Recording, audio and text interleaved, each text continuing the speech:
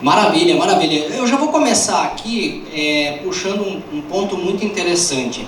Eu não vou pedir para levantar a mão porque eu não quero expor ninguém, tá?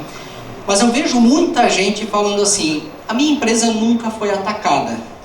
Eu corro o risco, e aqui temos 2 CISOs aqui, em dizer que a empresa pode ser que não tenha visto que aconteceu um ataque, mas ela foi atacada. Em algum momento ela foi atacada. Minto? Não, né? Pois é, isso acontece com muita empresa. A empresa sequer entende ou vê que ela foi atacada. Enquanto chega aqui a apresentação, nós temos muita coisa acontecendo no mercado em termos de vulnerabilidades, etc. O Yannis trouxe aqui, são 48 mil vulnerabilidades, né, Yannis? Se eu prestei atenção na sua apresentação. Agora, muito recentemente, saiu uma vulnerabilidade extremamente crítica de um equipamentos da F5 Networks, que é um equipamento que está presente nas grandes corporações mundo afora. Então, não importa se a empresa é pequena, se a empresa é grande, vulnerabilidades acontecem, e aí não é apontar o dedo para A, B ou C. Toda e qualquer empresa pode ter vulnerabilidades. O que importa aqui é como é que eu vou me proteger, como é que eu vou fazer com que a minha empresa não esteja vulnerável ao ponto de ser atacada. Bom, vamos lá. Deixa eu só ver se eu consigo evoluir. Maravilha! O que a gente tem visto de tendências de segurança, tá, gente? Só passar um pouquinho aqui. Também foi falado sobre ataque de ransomware lá nos Estados Unidos, na distribuidora de combustível, tá? E até, vou pegar o gancho aqui, chegou a faltar combustível naquela época na costa leste dos Estados Unidos devido a um ransomware. Inteligência artificial está muito na moda, né? Todo mundo está falando de IA. IA para cá, IA para lá. Na verdade, IA já existe há muito tempo. Ela se popularizou muito com a chegada do ChatGPT, com aí a nossa IA generativa, tá? Mas a IA agora, como ela se popularizou, ela está sendo utilizada para coisas boas, para coisas ruins.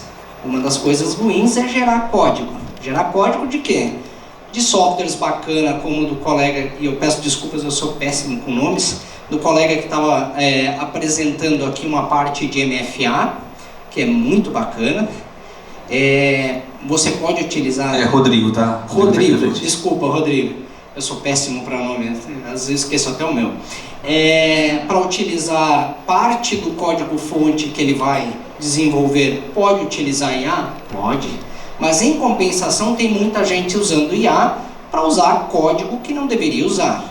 Ransomware, para você ter uma ideia, e aqui o Yannis também apresentou, nós temos Ransomware as a Service. Coisa doida, você pode comprar um serviço de ransomware para atacar os outros.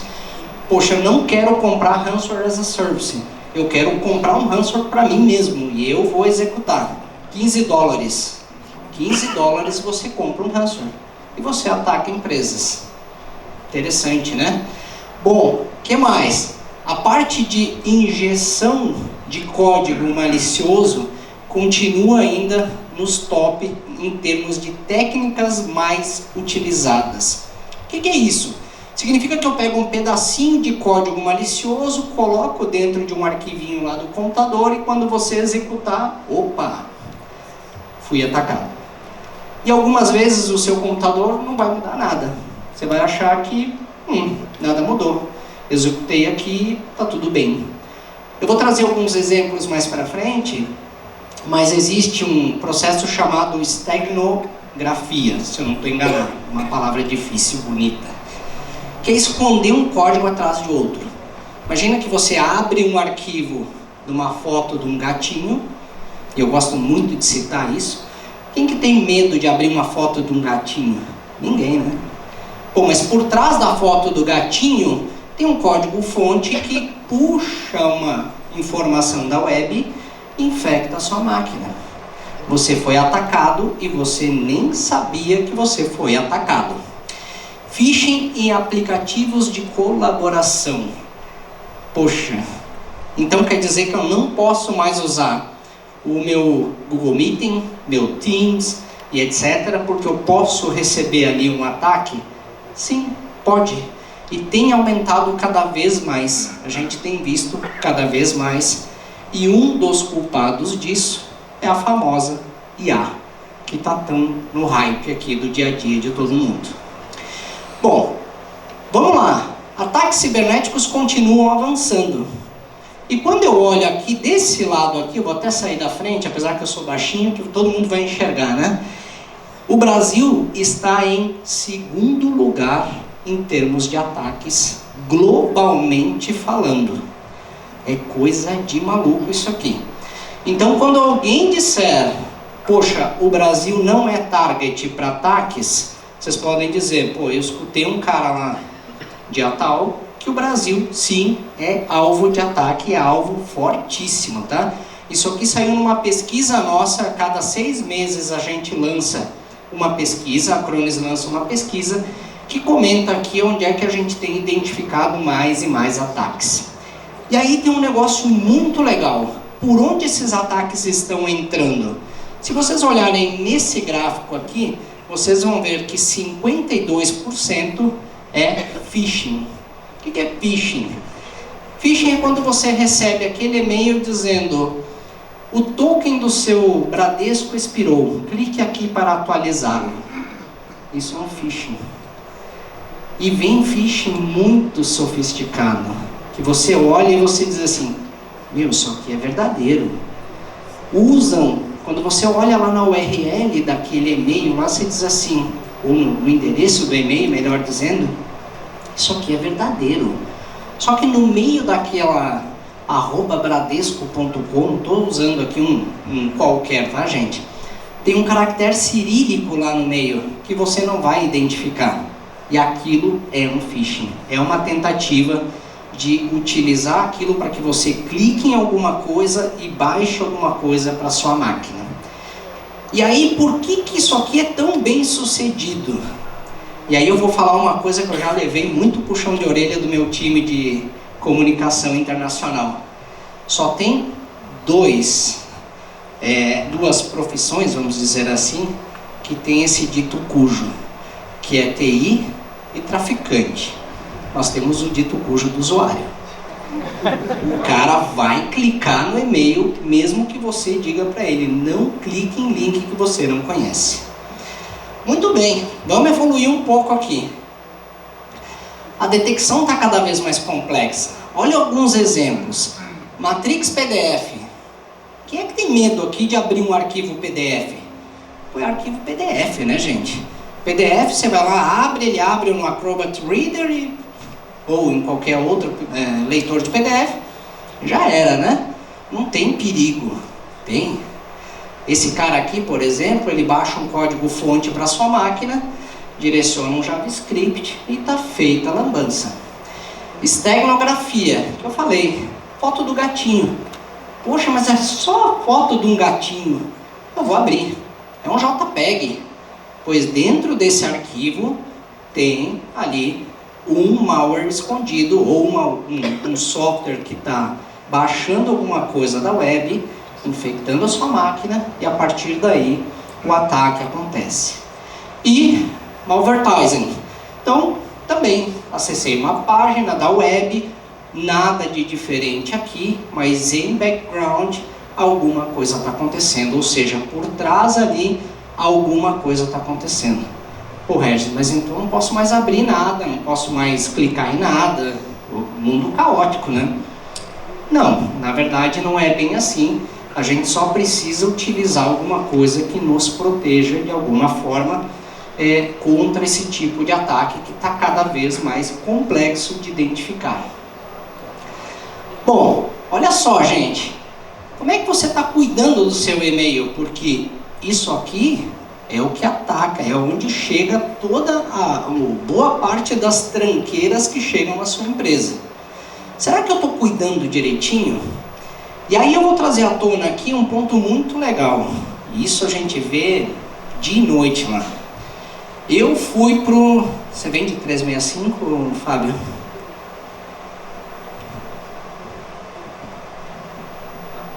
tranquilo. Tecnologia eu não conheço muita coisa. Boa, bastante. É o que mais Bastante, a gente trabalha aí. Quer dizer que eu fui pro 365 eu não preciso esquentar a cabeça com nada, né? É o que dizem, né? Eu ouço isso toda hora. Olha só, não é porque vocês foram para a nuvem, seja com Office 365, com Google, com whatever, que vocês não precisam cuidar da segurança daquilo. Bem pelo contrário. Se eu olhar aqui pro JP, tem a azul lá, que deve ter uma porrada de coisa lá que está na nuvem. Você protege a nuvem? Muito, né? Porque a nuvem, ela diz o seguinte: eu coloco isso aqui em altíssima disponibilidade para você, 99.99999, um monte de 9 lá depois da vírgula. Ou seja, não vai parar. Agora, ela não diz que ela tem segurança de 99.99999, né? Então, aqui está um dos grandes vetores que você precisa olhar e cuidar no dia a dia. Bom, a gente precisa fechar algumas lacunas. E eu gosto muito de falar sobre isso porque é o seguinte: há tempos atrás, e eu vim do mundo de TI, hoje já estou enferrujado, tá, gente? A gente simplesmente colocava um firewall lá na frente e estava resolvido. Virava para a empresa e dizia: tá tudo bem, tá tudo seguro. Evoluía um pouquinho, botava um antivírus ali atrás. E eu dizia: tá tudo bem, tá tudo seguro. Hoje em dia é celular, é laptop, é aplicativo na web, é container, é uma desgraceira esse negócio. Como é que eu protejo tudo isso? E o legal é que a gente tem cada vez mais grana para fazer, né? O orçamento é ilimitado. Sei bem, já passei por isso. Já sentei na sua cadeira. É jogo duro. É jogo duro. Legal. Proteção de endpoint, super importante. A gente tem que cuidar com diversas funções aqui para que minimamente a gente proteja algo de alguém que não tenha a menor noção do que é segurança da informação. Usuário. O cara não quer saber. Ele quer executar o trabalho dele. Como é que a TI está protegendo? É problema da TI. Proteção de e-mail, já falamos, mas aqui eu reforço. É um problema muito sério do dia a dia. Muita empresa não se liga num detalhe muito importante. Se você tiver um ataque, e eu já passei por isso, tá, gente? Por isso eu posso falar aqui com assinatura embaixo. Se você tiver um ataque, esse ataque entrou e o resultado desse ataque é se reenviar via e-mail, por exemplo, para outros lugares, a sua empresa entra num negócio chamado blacklist, porque o teu servidor, o teu envio é tão massivo que você entra em blacklists globais e a tua empresa não consegue mais mandar e-mail para quase ninguém. E até você resolver e tirar isso dos blacklists, você gasta um tempo do caramba. E o que acontece é que durante esse período, você imagina o board da empresa de vocês não conseguindo mandar e-mail para lugares importantes e que precisa mandar. E você explicar isso. Que, poxa, não, é que a gente entrou numa lista negra aqui. Ok? Proteção de aplicações de colaboração. E aqui, muito importante, proteja seus dados com imutabilidade. Que bicho é esse, né? E aqui, gente, eu vou entrar num modo muito simples de explicar esse negócio. Se o Fábio foi na minha empresa e fez uma proteção do dado em algum lugar, e imagina que teve um ataque lá e o hacker entrou, conseguiu ter acesso a um monte de coisas, foi lá onde ele guardou aquela informação e apagou aquela informação. E aí ele veio na parte de origem dos dados e deleta tudo. Cadê a sua informação? Já era, né? Baixa as portas da sua empresa. Você não tem mais de onde tirar a informação. O que significa esse negócio de imutabilidade? Significa que eu vou guardar num lugar, mas que ninguém consegue apagar de lá. Isso é imutabilidade. Eu gravo uma vez, posso ler inúmeras, mas ninguém apaga de lá. E eu tenho umas histórias macabras sobre isso aqui. Macabras. Se der tempo eu vou contar, você vai me monitorando aí. Bom, backup é a última barreira. E aí eu trago um ponto muito legal. há cerca de 2 meses atrás eu estava em... Quando o cara viaja muito, não lembro onde é que estava. Eu estava em Recife, fazendo um evento como esse aqui, para um parceiro nosso. E aí uma das coisas que eu uso é, pessoal, quem é que faz aqui backup com script? Pelo amor de Deus, espero que aqui não tem ninguém, né, Fábio? Não. Beleza. Na Mogi das Cruzes, Alto Tietê, isso não acontece. Não, tá? né? Aqui Ótimo. não. Maravilha. Né? Aquele Robocop da vida não rola aqui. Maravilha. Só em Sorocaba. E aí eu falei, durante a minha apresentação, eu falei assim, poxa, eu ouço clientes dizendo, eu faço backup com script. Eu simplesmente copio o dado de um lado para o outro via um script. Eu quero morrer quando eu ouço isso. Porque você não sabe se está copiando certo, se copiou o dado que precisava copiar, se o dado está íntegro, entre outras coisas. E aí, acabei minha apresentação, eu estava num cantinho lá, tomando minha água, chega um senhor para mim e falou, você me impactou muito com a sua fala. Falei, nossa, o que eu falei? Será que eu falo umas besteiras de vez em quando? Ele falou assim, não, o negócio do backup com script. Fala, aqui a gente faz backup com script, na minha empresa. Falei, bacana, mas você tem muito dado? Eu não vou dizer um número aqui, tá, gente? Mas são muitos teras de informação que o cara copiava com script. Falei, meu, não faça mais isso, porque é o dado da sua empresa. E é onde você não pode errar. Uma falha nisso aqui mata o teu ambiente. Deixa eu voltar aqui, e aqui tem um ponto muito importante. Você sabe o que tem acontecido nos ataques de ransomware? O ransomware vai lá, encripta, embaralha todos os dados da sua empresa e ele consegue identificar que tipo de software de backup você está utilizando. Ele vai no software de backup e apaga os backups para forçar você a pagar o resgate. E tá aqui, não sou eu que estou falando, ó. Ransomware contra backup elevem até 8 vezes o valor do resgate. Isso aqui saiu na CISO Advisor. E é bem recente isso aqui, inclusive.